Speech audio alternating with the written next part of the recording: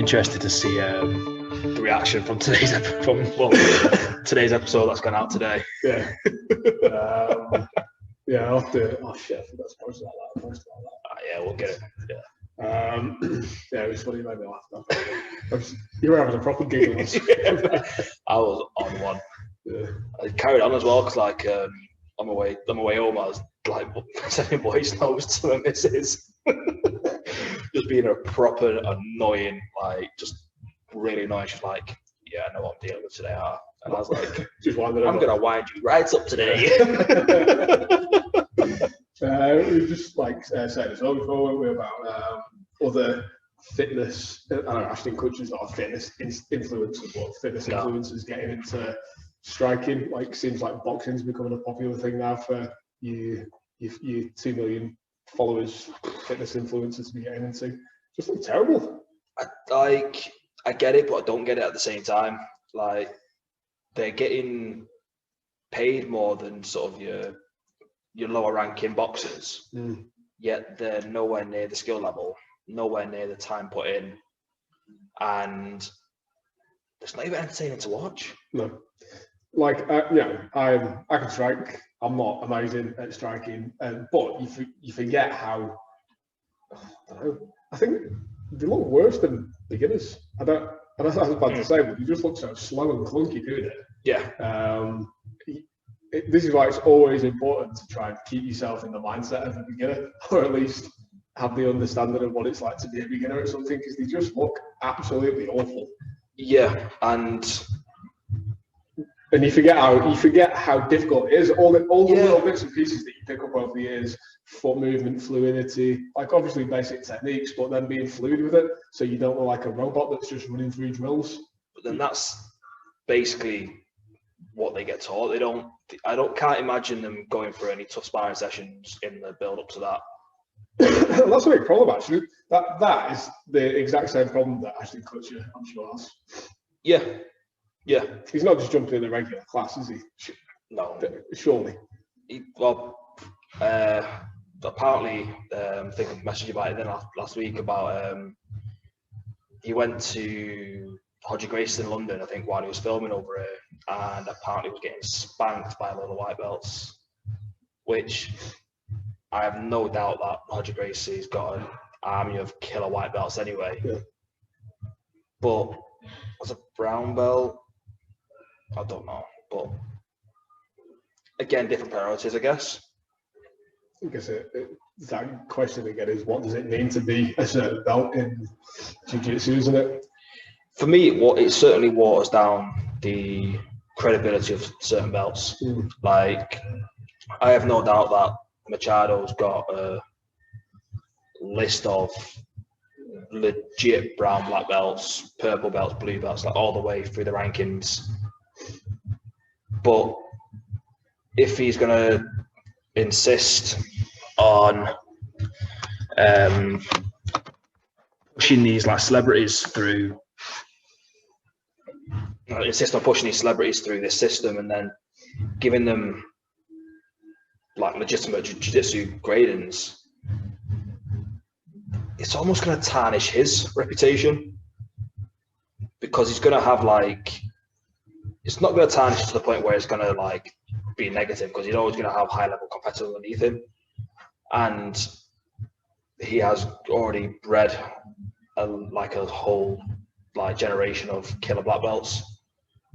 But I don't know, it's sort of like that last little blip is like, do you want to be remembered for giving this guy a black belt? Well, let's just come away from Ashton Kutcher for now. Yeah.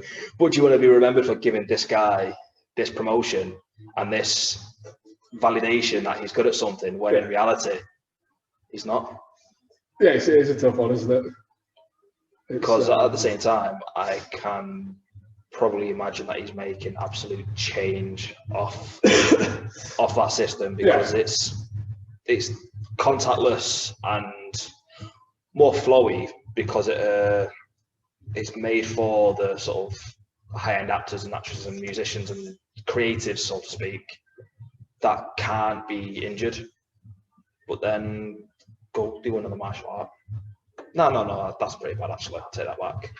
But Simon just disowned jiu-jitsu if you're a celebrity here on the podcast. No, but because you got guys like Guy Ritchie who are like legit black belts, yeah. Ed O'Neill, legit black belt. There's one that's Russell Brand. I'm sure he's still a white belt, but I'm sure he's getting stuck into the actual classes. I heard Paul Walker was a pretty decent purple belt, or maybe even a brown belt. And that's it. And they're getting stuck into the actual classes and pressure testing the stuff that they're learning. Yep. Now, the footage I've seen isn't really. Well, that's interesting what you were saying, like it's like a flow method of training. It's not though, is it? We had this conversation about flow rolling the other week, because flow rolling and what happens on that video. Craig Jones knows how to flow roll. Right. It's Craig Jones toying with his nephew. Yeah. He's probably under 5 years old. It's like on Christmas morning where everybody sat around in the lounge and then you have a fight with your like 10-year-old nephew. Yeah, pretty much. Yeah, and so the nephew that you allow to actually fully crack you in the face because you know it's not going to hurt. Imagine you have a roll with Ashton Kutcher and he snaps you up. Hey, I'd take back every single word I said. Yeah, me too. What was I going to say? How many people do you think are coming out of this lockdown after not training for like at least a year and offering their instructors like little backhanders for that promotion that they missed out on? Or how many instructors are selling belts? Oh, that's been happening since before lockdown. Gracie University. You think he bought his belt? No, I keep. Right, okay. No, I give Machado more credit than that. Here's another question. Let's look at it from a different point of view. So let's say that he's been training for. Let's say he's been going to privates for 10 years. Let's just say, for example, or less, maybe less, 8 years, something like that. I think it was a six-year time scale. Yeah, okay, fine, 6 years then. So if he's continually shit for all those 6 years and isn't getting up to the standard of a brown belt or purple belt or whatever, like what ethical standpoint does the instructor have to say, well, he's not a brown belt, or he's been coming and he shows understanding of the techniques and this and that. So he's 6 years to get to brown belt is a very quick journey. Yeah, I'm not disagreeing with that. I'm just trying to play devil's advocate for him and look at it from a positive point of view. For me as well, I think someone who doesn't attend a normal class or any sort of open mat stuff like that, and wants a realistic test of what their jiu-jitsu's at, it's kind of hard for the coach who's doing the one-to-ones with them to really gauge that, because in a one-to-one scenario, you're adjusting your intensity to match what is workable for the person you're working with. And it's when you're with somebody week in, week out, so to speak, say, and it's over that time period, you're not really going to get to see their improvements because you don't get to see them spar with other people of a similar skill level. Yeah. So when you're at a gym and you've got a pool of blue belts, it tends to be the ones that sort of climb that pecking order of blue belts who gets the promotion. And it's like a cyclical thing where that pecking order will always be evolving. And you can see from a technical standpoint as well who's ready for it. But to not have somebody in sort of like a general class doing hard sparring, it's hard to justify it. I'm laughing. I just remembered something we did when there was a load of blue belts that went from white belt to blue belt last time. I can't remember whether I told you about this or not. We made all the white belts fight out to establish the pecking order. That's brilliant. And they got awarded the title of the bull. So the top white belt became the bull. I think like with that though as well, it was good. It wasn't. Yeah, I can imagine it being a cracking thing to watch. It was a good laugh as well. Yeah, and they all wanted a bit of it. Like if they're all getting it, I'd love to see. I'd love to have been there. To be fair, getting the title of bull was prestigious. But here's a here's a take on that. White belts, it's always the athletic one who comes out on top. In white belts only. Up until you're getting close to your sort of top tier 4 stripe. Yeah. I'm trying to think of an argument to go against that. I've not seen an exception, because you also get a very athletic blue belt who's 3 to 4 very athletic white belt who's 3 to 4 stripe would probably beat, if not put a very good matchup against some mid-tier blue belts, and even some smaller top tier blue belts. Yeah, I'm trying to wrap my brain to come up with an argument that wouldn't be the case, but I think I can, to be honest. I think it's when purple belts and getting blue belts that are close to the purple belt promotion where that rule kind of gets negated. But there's a phase midway through going through blue belt, isn't it, where like a new blue belt is just a white belt, basically, isn't it? It's a good white belt with polished edges. Yeah. And then you start to get to that phase in blue belt where you become the purple belt and you're good. Yeah. Athleticism does play a really big part at the beginning, and you can't deny that it does. Because, and this is the reason why, and I've just figured out the reason why, it's because they've both got an equally low level of skill. So if two people have got the same level of skill, the more athletic person's going to win. Yeah, 100%. And that's true at purple belt, brown belt, black belt. If two people have got the same level of skill, the person with the greater athletic attributes wins, whether that's strength, flexibility, speed, whatever it is. Or even all-roundedness. I think a lot of people, when they hear athleticism, they just think strong, powerful. Whereas when I look at it, I'm looking at I'm sure you're the same as well, the cardio side of it, the flexibility side of it, but also their ability to move. So not necessarily sort of like, can they really just book out everything and really try and explosively escape, but like move dynamically, efficiently, and pick up new movement. And then the argument comes in there as well for that creativity aspects of it. So someone who's reached a fairly proficient level, let's say rugby, will come over. I wouldn't say like, I'm not going to go into positions there because then that's probably opening a can of worms with that, but someone who's used to the contact and the physicality, but say like a centre from rugby, where they can step, they can run, they can tackle, they can break through sort of walls of people. They're going to pick up the skill set and the movements much faster than someone who's just say come from weightlifting, or someone who's come from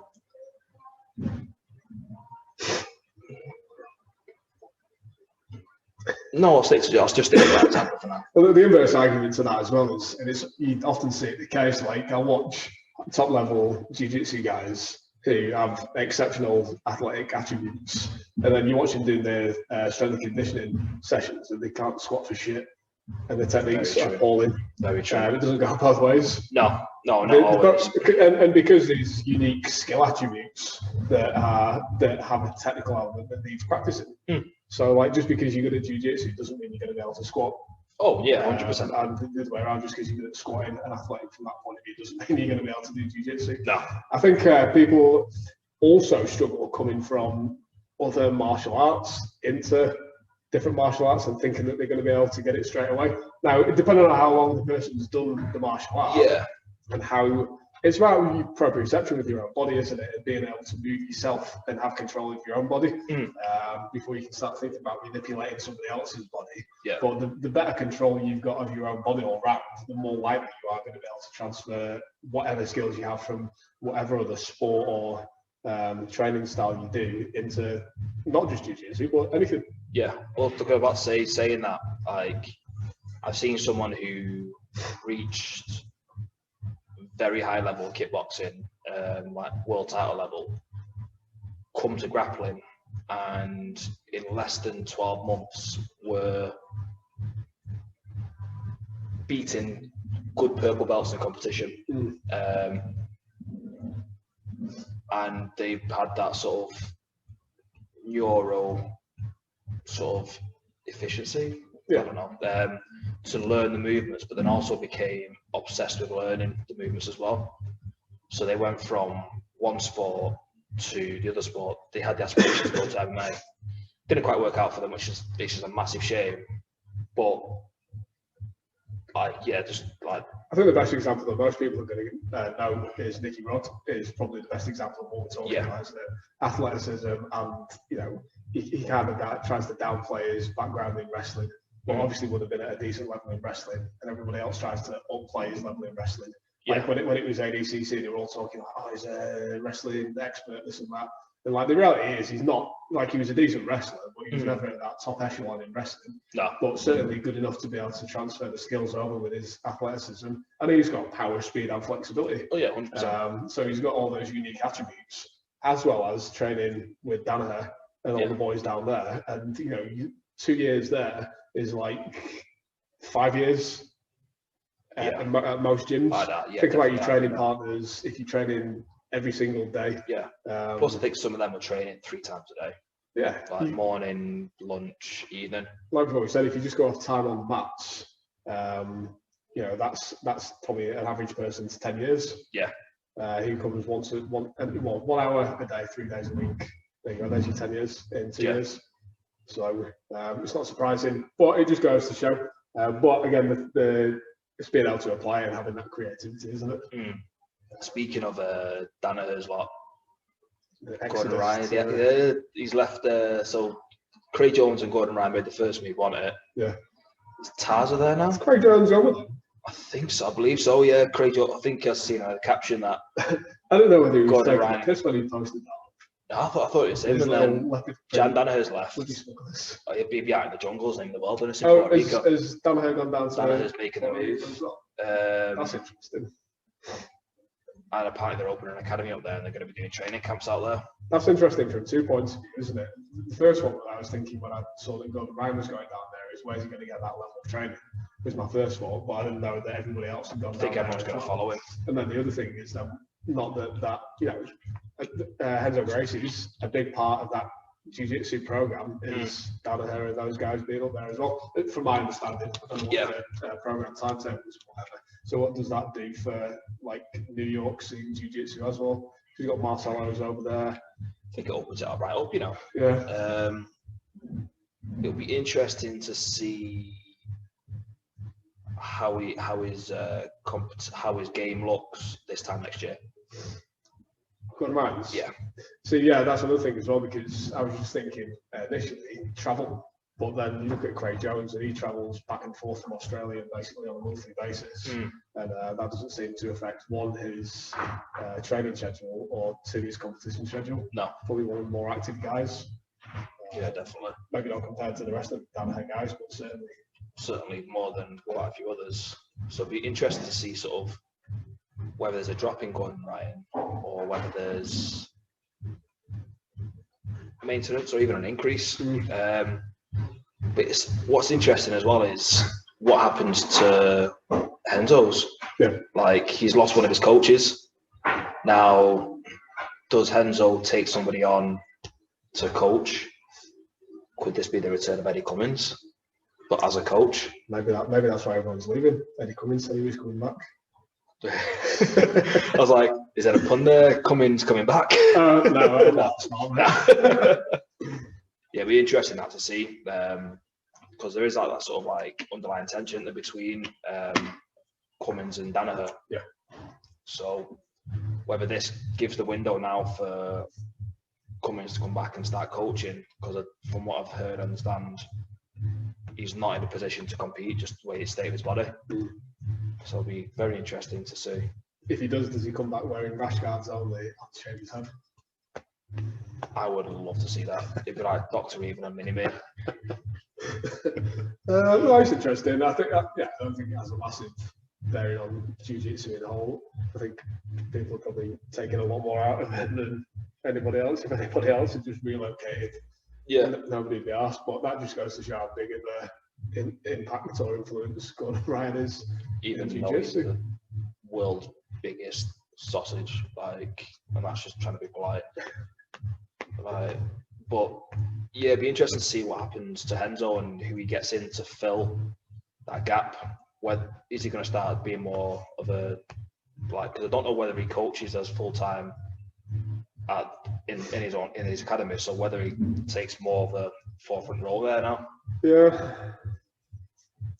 it's an interesting one. I know George St. Pierre gets down there a lot, doesn't he?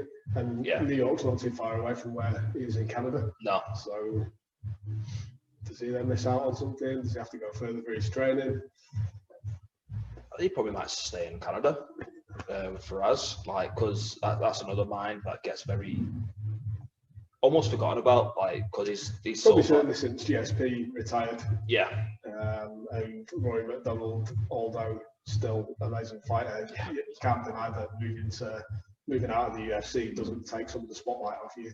Oh, 100%. The UFC gets the most focus out of everything. Yeah, well, it's positioned itself in that place. So if you move out of the UFC, you could be a better fighter than you were when you're in there. You're just not going to get the same exposure. Yeah. Could that be down to testing policies of certain organisations? The LOSA. Allegedly.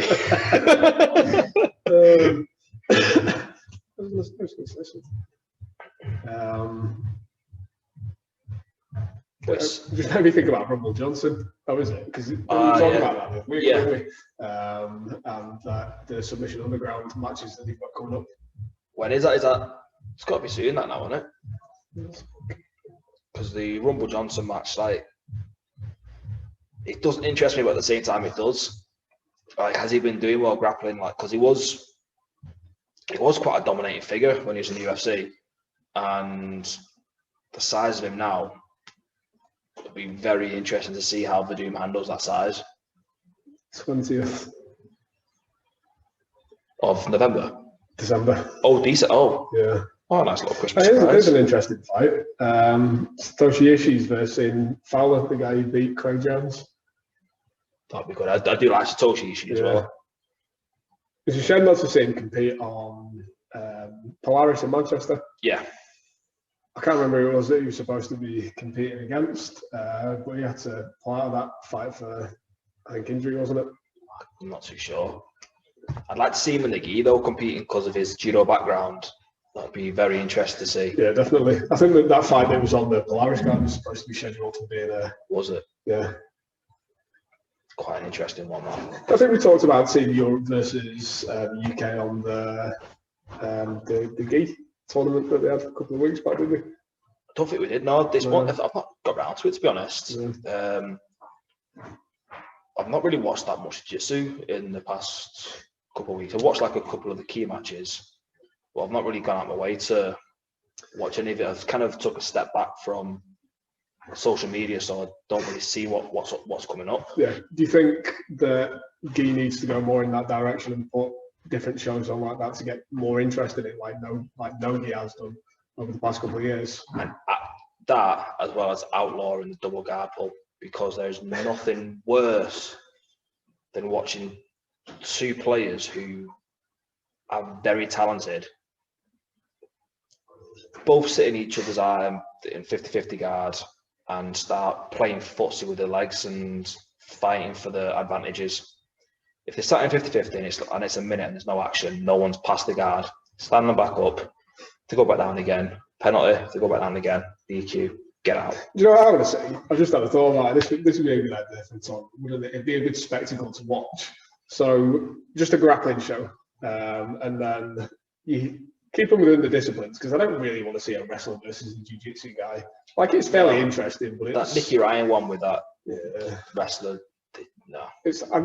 I want to see a jiu-jitsu match, gi, and then I want to see a wrestling match, and then I want to see a no-gi match, and then I want to see a judo match.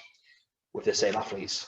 No, that's so one the option, same athletes across 4 different, like, 5 different rule sets or something. No, I wasn't thinking about it like that, but that's a different option. I was thinking just like as an exhibition. Okay. You know, like Fight to Win has grappling matches and then they have judo matches. Yeah. Just to get more exposure for it. I reckon that'd be a really interesting show to watch. And 100%. Certainly get more exposure on judo and the gi stuff. Yeah. But I like seeing it. People should watch wrestling more. Oh, what was the... It's my favourite sport to watch out of a lot of them because it's so quick-paced. Yeah. And there's genuine rivalries amongst them. Yep. Like I was watching the Jordan Burroughs. Is it Dakey? Oh, Carl Dake. Yeah, Carl Dake and Burroughs, like their little rivalry. Yeah, that's been going on for a long time. I watched that little documentary about it and I was like, I need to watch their next match. Yeah. I imagine that sort of judo, no-gi gi card with that's the wrestling exhibition, maybe another 1 or 2. Yep. Getting your likes of your like rematch between Diniz and Gordon Ryan on there. Yeah. Because he said that they'd have a run around again, wouldn't they? Yeah. I'd love to see Irv Santos fight someone in the gi again. Like a rematch with the Muhammad Ali and Irv Santos would be interesting.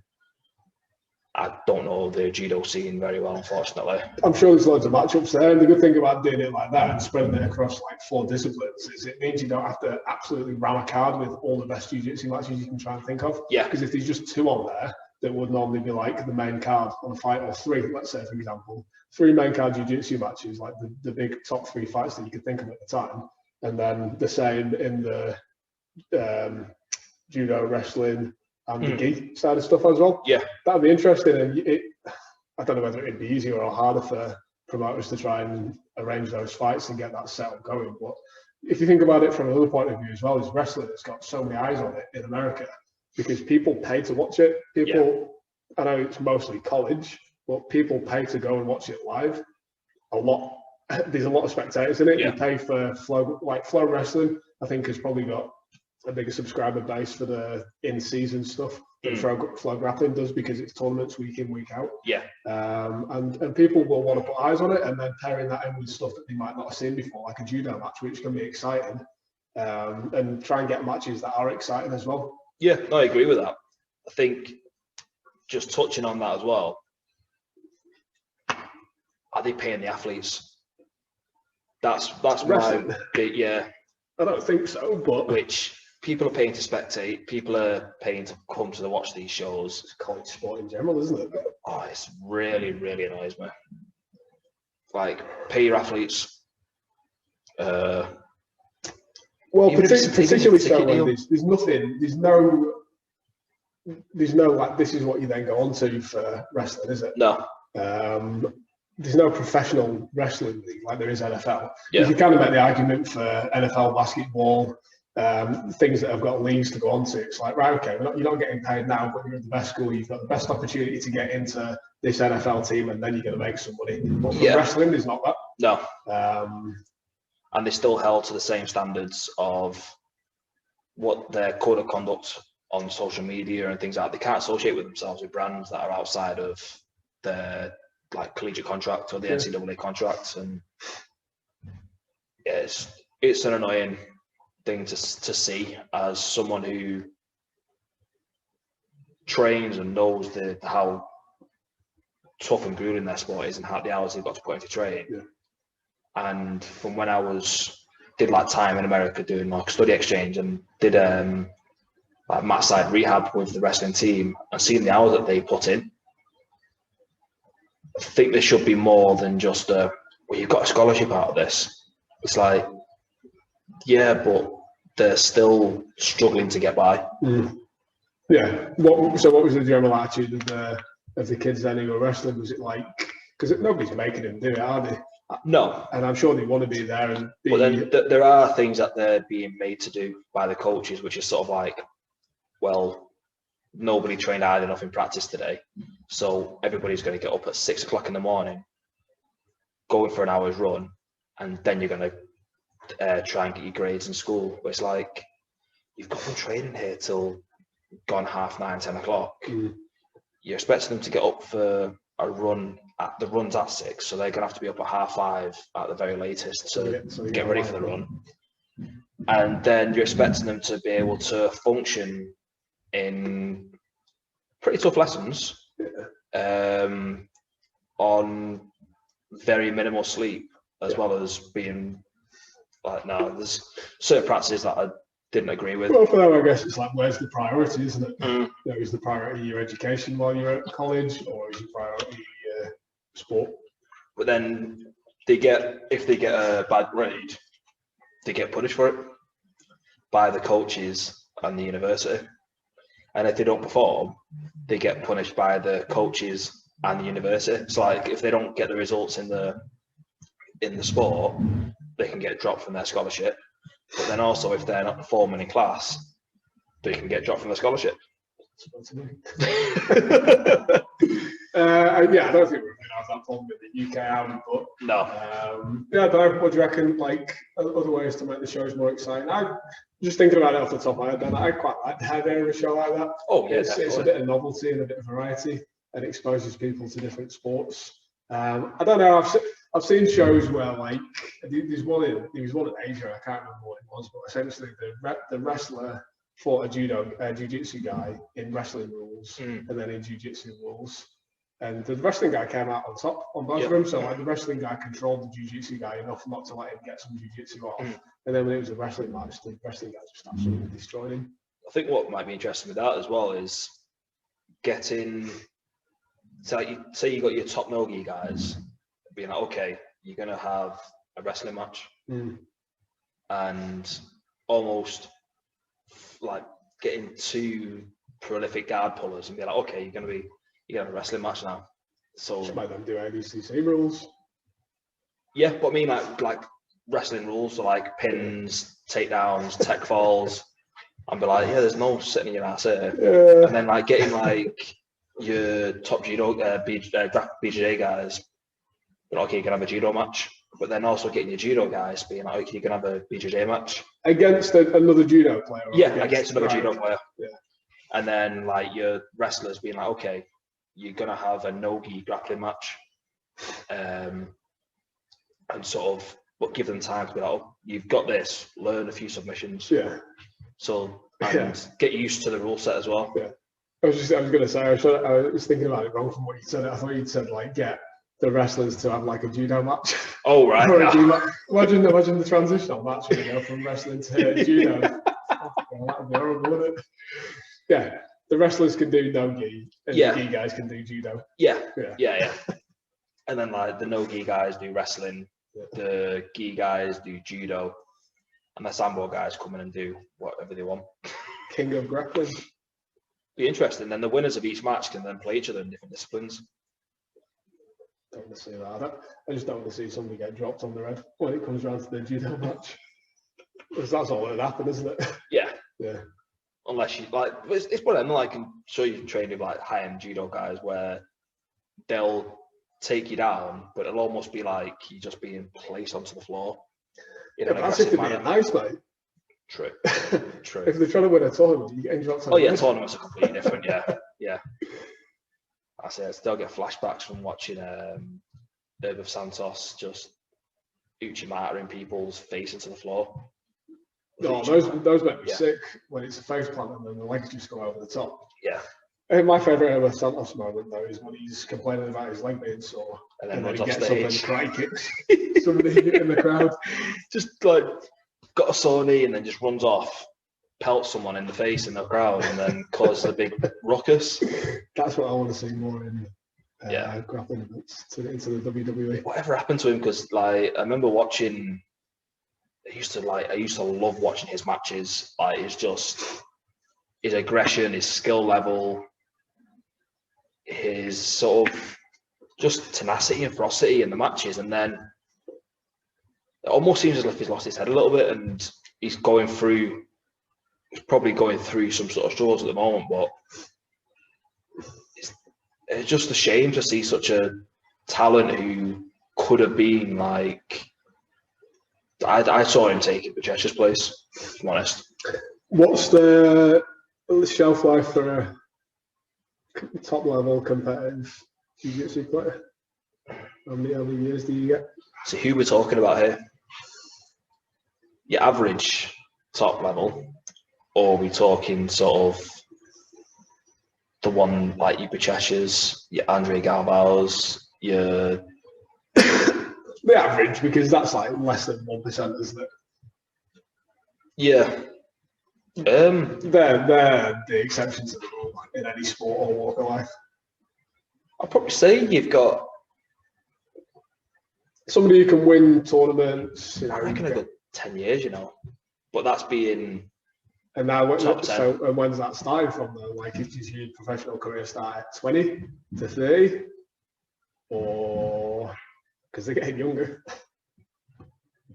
It's a good question, actually. Because me personally, I see myself competing probably up until I'm 40. And I'd want to do what like Hinger and Galbao have done, where they still do the adult divisions.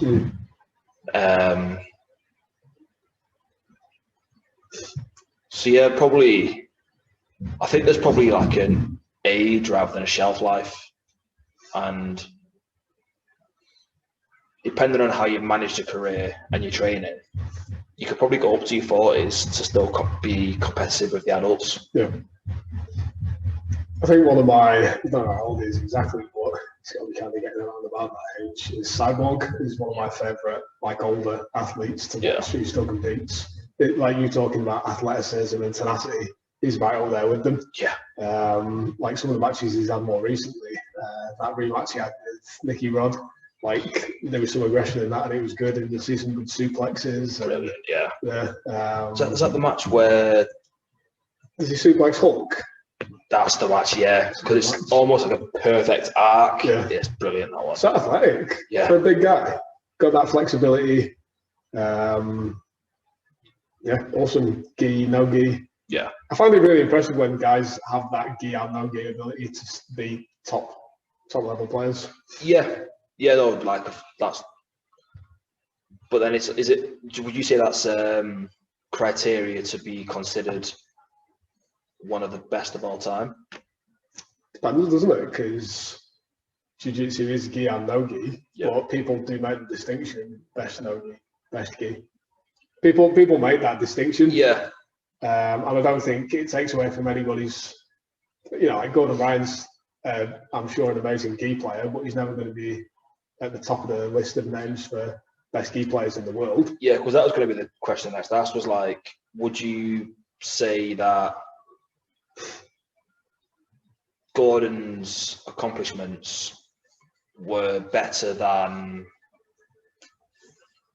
Becheshires?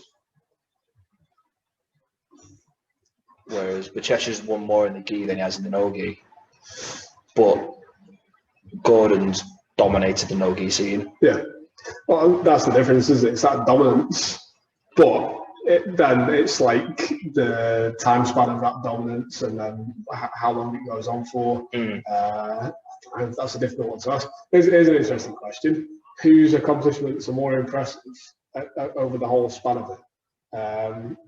Gordon Ryan, or I might be a bit too strong in his favour, Keenan Cornelius? Who's done more for jiu-jitsu and Keenan? Starter's a nice guy, but comes across as a nice guy. Secondly, he's done more to pioneer the sport into a marketable thing than Gordon has. Yeah, Gordon's brought a lot of limelight to it, but is that spotlight good, or is it just because of the whole bad press is good press thing? He's for the athlete as well. Yeah. So his Jiu-Jitsu X thing has been, again on the surface of it, being developed to help the athlete earn more money. Fanatics, they have a 50-50 deal. Probably differs depending on the athlete, but you get 50% of the profit made. Whereas I'm sure Jiu-Jitsu X sways more to the favour of the athlete. Yeah. I think he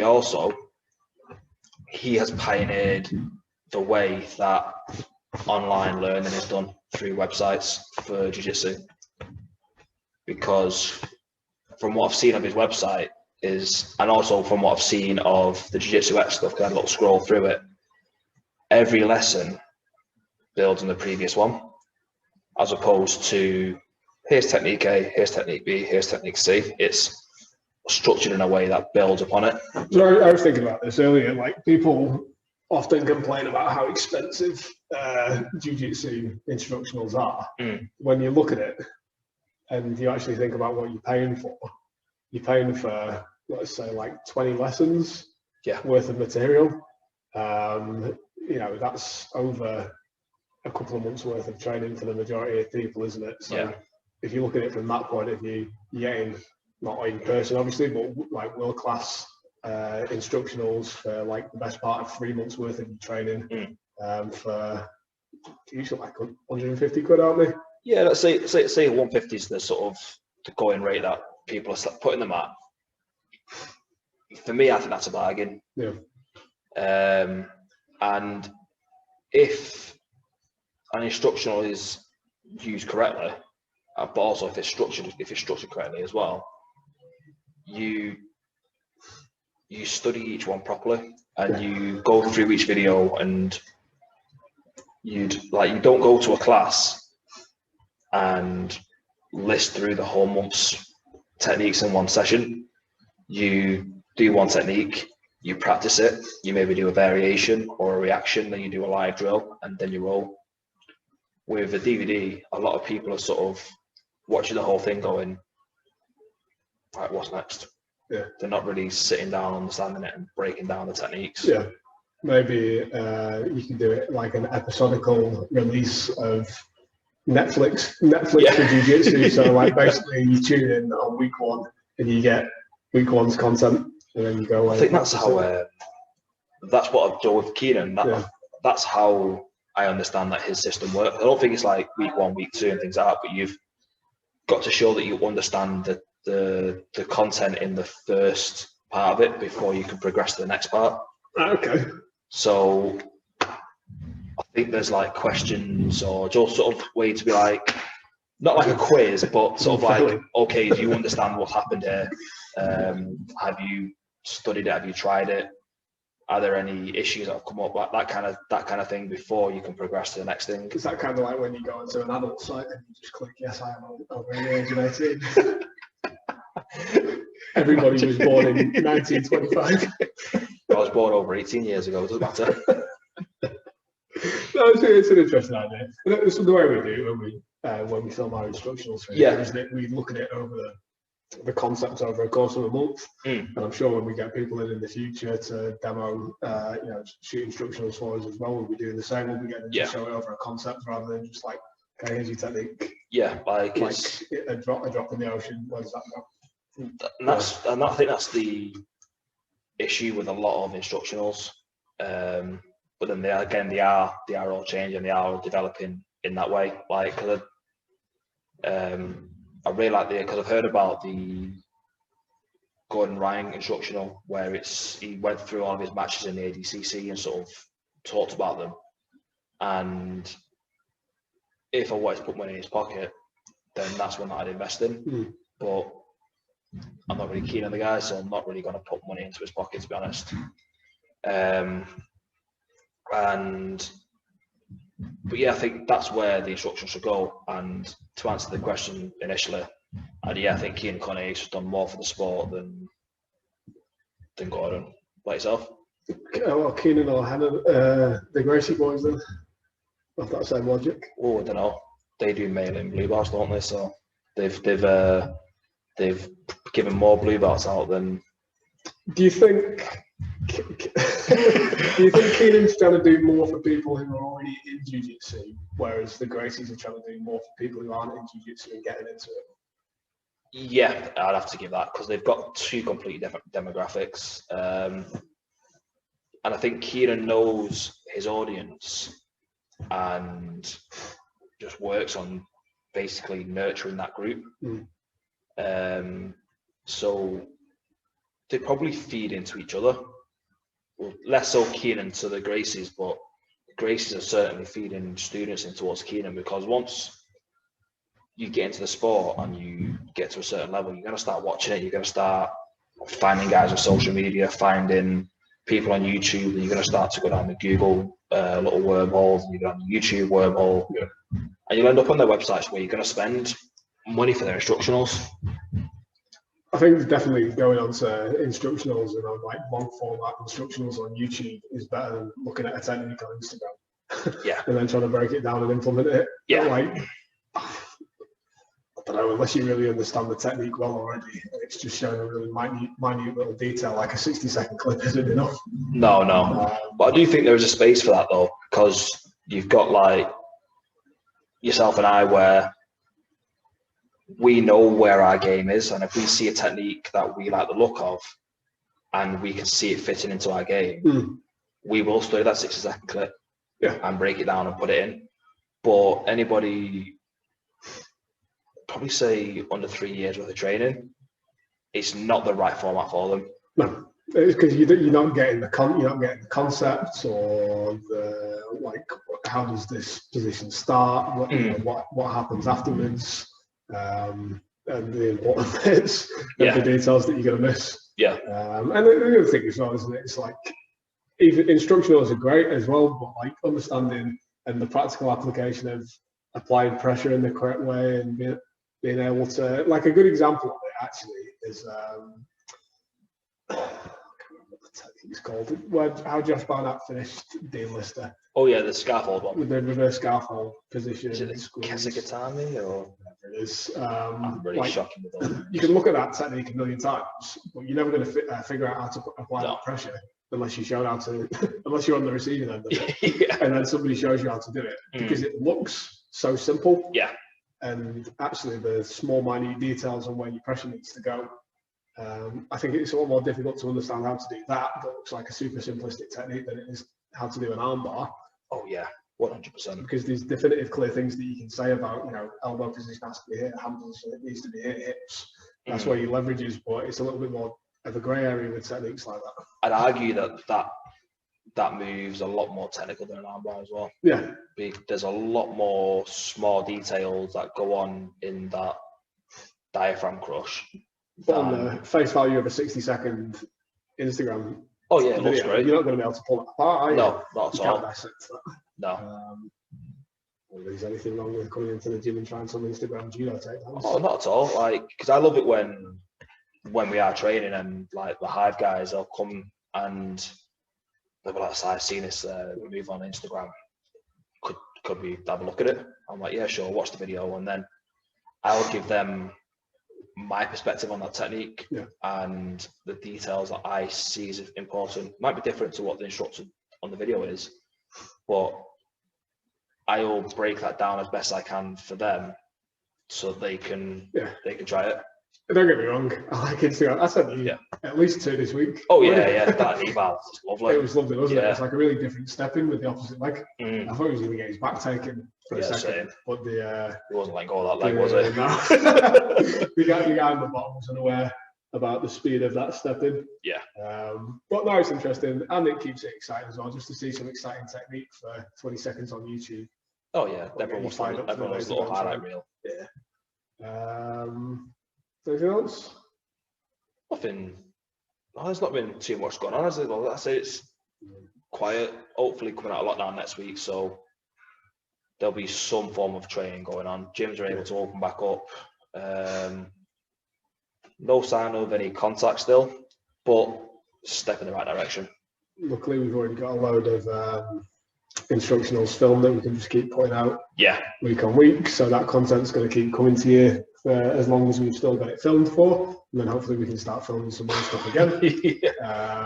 But let us know for what you want to see in the future. We've talked a lot about instructionals and techniques today, and if you've seen the ones that we do and you like them and you want to see more of them, let us know what you want to see. You can go and check out what we've done. We've covered quite a few areas so far. Do you want us to go back and recap on some smaller details from some of the stuff that we've already done, or do you want to see some new stuff? Just let us know in the comments or drop us a message. Gnarly stuff, nice stuff, less than nice stuff, but I don't want to be on the receiving end of anything too gnarly. he's got a decent amount of weight to put down on me. 100 kilos and steady. Yeah. But now go and let us know on that on social medias, whether that's Size Coach by Sai online, the Bonafide PT. Get us on the Grapplers Academy as well. Drop us a message, or even just leave us some comments on the YouTube videos. If you just want to start a conversation on the YouTube videos, let us know on there. And you know, all this content at the end of the day, I like sitting down and talking to Simon when we have our guests on. It's great to sit down and talk to new people, but at the end of the day, all this information is for you guys. Yeah. We do need to put content out there for you lot. We're trying to be the next best Keenan Cornelius in the UK. Doing it for the Jiu-Jitsu guys, for all you white and blue dots out there. Jiu-Jitsu GBR. Jiu-Jitsu GBR, yeah. X. No, with TGA, man. We've got that one. Oh, yeah. TGA's got, you could fit that on a nice little sticker there, which we probably should need to get done at some point. And if you're still listening at this point in, which we're probably 45 minutes in, I think it is. Thanks for sticking with us. We'll see you again on the next. Yeah, see you next week.